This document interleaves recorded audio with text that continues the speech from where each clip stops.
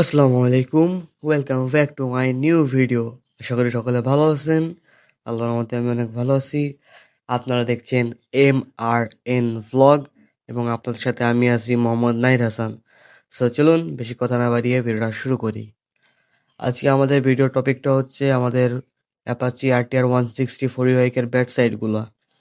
আজকে আমরা এটা শুধুমাত্র খারাপ দিকগুলোই আমরা এই ভিডিওতে তুলে ধরবো। আর নেক্সটে আমরা এটার ভালো দিকগুলো তুলে ধরবো। আর এই বাইকের আমি যদি প্রথমত খারাপ দিক বলতে চাই তাহলে হলো এটার মাইলেজ। মাইলেজ আমার কাছে তেমন একটা খারাপ লাগে নাই, যেহেতু এটা ফোর ভ্যালভের একটা ইঞ্জিন, যার কারণে আপনি যদি এটা থেকে হাই পারফরমেন্স নিতে চান তখন আপনার মাইলেজটা একটু ড্রপ করবে, এটা স্বাভাবিক। যখন আপনি না এটাকে নিয়ে টানাটানি করবেন বা হাই প্রেশারে চলাচলি করবেন, যেহেতু এটা ফোর ভালভ, যার কারণে এটা তেলটা একটু আপনার বেশি নেবে বা আপনার তেলটা একটু বেশি খরচ হবে, যার কারণে আপনি মাইলেজটা একটু কম পাবেন যেহেতু এটা ফোর ভালভ। আর যদি সেকেন্ডলি আমি বলি, সেকেন্ডলি আপনার আছে যে ইঞ্জিন অয়েলটা অবশ্যই একটা ব্যাড সাইডের ভিতর পড়ে, কেননা আমরা অনেকেই আছি যে অন্যান্য ব্র্যান্ডের ইঞ্জিন অয়েল ইউজ করে থাকি, যেমন মোটল অথবা যেমন অন্যান্য যেসব ইঞ্জিন অয়েল আছে এখন আমার মাথায় আসতেছে না, ওইসব যদি আপনি ইঞ্জিন অয়েল ইউজ করতে চান তাহলে আপনার 1 লিটার এটাতে ইঞ্জিন অয়েল লাগে মূলত 1200 ml। আপনার এখানে ওই ক্ষেত্রে 2টা বোতল কিনতে হবে। তখন আপনি মেপে এখানে 1200 মিলি দেবেন, দেওয়ার পরে আপনার 800 মিলি আবার আপনি আলাদা রেখে দিবেন। কেননা এটার 1200 মিলি এটা যদি আপনি একবারে করতে চান তাহলে আপনার টিভিএস কোম্পানি থেকে আপনি যদি চান তাহলে অরিজিনালটা পাওয়া যায়, 1200 ml একটা ট্যাঙ্ক পাওয়া যায়। কিন্তু যারা বাইরের যারা আলাদাভাবে ইউজ করতে চান, অন্যান্য ইঞ্জিন অয়েল পছন্দ আছে যাদের, তারা ইউজ করতে চান, তাদের জন্য এটা একটা প্যারা। তাদের জন্য বলতে গেলে একটা প্যারা হয়ে যায়, যেহেতু তাদের 2টা বোতল কিনতে হবে। সো এই 2টা দিক গেল। আর 3 নম্বর হলো সিট হাইট। আমি 5 ফুট 6 ইঞ্চি, তারপরেও আমার এই বাইকটা নাড়াচাড়া করতে বা ডাবল স্ট্যান্ড করতে আমার আসলেই অনেকটা প্রবলেম হয়। অথবা আপনি যখনই দেখবেন যে আপনি সিটে বসে একটু ঘোরাঘুরি করবেন বা বাইকটা একটু যেমন ছোট করে ঠেলে মানে হালকা আগিয়ে নেওয়া বা পিছনে নেওয়া যখন করবেন, আপনাকে প্রচুর পরিমাণে একটা প্যারা খাইতে হবে। অ্যান্ড থার্ডলি বলতে গেলে এটার সবথেকে খারাপ লাগে যে বিষয়টা, এটা হলো টায়ার সাইজ। একটা 160 সিসি সেগমেন্টের একটা বাইকের টায়ার এত ছোট কেন? এটা সবার প্রশ্ন, যে সামনে 90 70-17 এবং পিছনে আমাদের 130 70-17। এটা একটা বলতে গেলে ব্যাড সাইডের ভিতরে পড়ে, কেননা এমন একটা বড় বাইকের সাথে এরম একটা চিকন টায়ার ফেল আমরা মানতে পারি না। তবে হ্যাঁ, এটার টায়ারটা অনেক মোটা।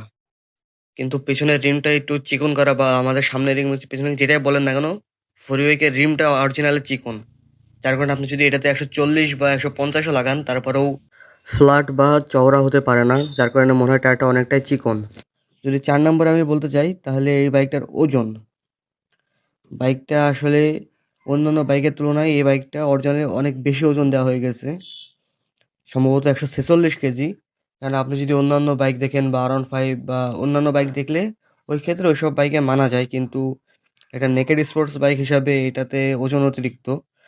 যখন আপনি কোনোভাবে পার্কিং থেকে আপনি যখন ব্যাকে আনবেন বা ভিড়ের ভিতরে যখন বাইকটা রেখে আপনি যখন ব্যাকে আনতে যাবেন তখন আপনি একটা প্যারা খাবেন। সেই প্যারাটা আপনি তখন বুঝতে পারবেন। আর দ্বিতীয়ত আপনি যখন ডাবল স্ট্যান্ড করবেন তখন আপনি বুঝতে পারেন কি পরিমাণে প্যারা লাগে এটা আপনার ডাবল স্ট্যান্ড করতে বা ডাবল স্ট্যান্ড থেকে নামাতে, বা আপনি কোনোভাবে হঠাৎ করে মোড় ঘুরতে, এটা আপনার অনেক পরিমাণে একটা প্যারা খাইতে হবে।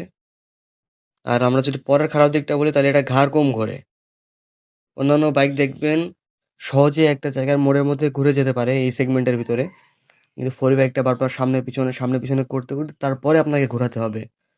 এটা মানে ঘাড়টা কম ঘোরার কারণে আপনার অনেকটা প্যারা খাইতে পারেন। যখন আপনি একটা গলিতে চলাফেরা করবেন তখন কিন্তু আপনার একটু এসবের অতিরিক্ত প্যারা মনে হবে, বা আপনি যখন একটা ইউটার্ন নিবেন তখন আপনার কাছে নিজের কাছে একটা অস্বস্তি ফিল হবে। কারণ এটা ঘাড়টা অনেকটাই কম ঘোরে। এমন না যে অল্প, অনেকটা কম ঘোরে।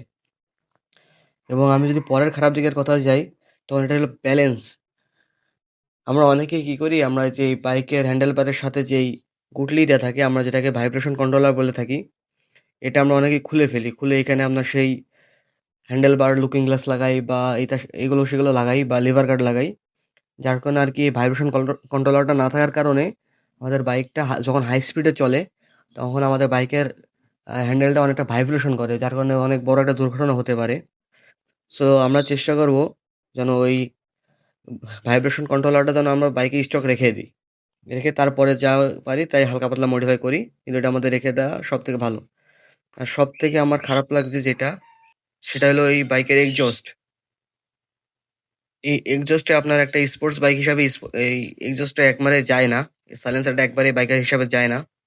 কেননা দেখতে কেমন একটু খারাপ লাগে। কারণ একটা স্পোর্টি বাইক হিসাবে তেমন কিন্তু এক্সজস্টটা এটার সাথে মানে একসাথে ফিট খায় না। দেখতে কিরকম অন্য রকম লাগে। সো মন খারাপ করার কিছু নাই। এই ভিডিওতে জাস্ট এটার খারাপ দিক তুলে ধরা হয়েছে। আর এখানে আমি আমার সম্পূর্ণ পার্সোনাল সমস্যাগুলো যা আমি নিজে থেকে ফেস করছি বা আমার কাছে যেগুলো সমস্যা মনে হয়েছে, আমি শুধুমাত্র সেগুলোই তুলে ধরেছি। ইনশাল্লাহ আগামী দিন আমি এটার ভালো দিকগুলো সবকিছু আপনাদের সামনে নিয়ে আসবো।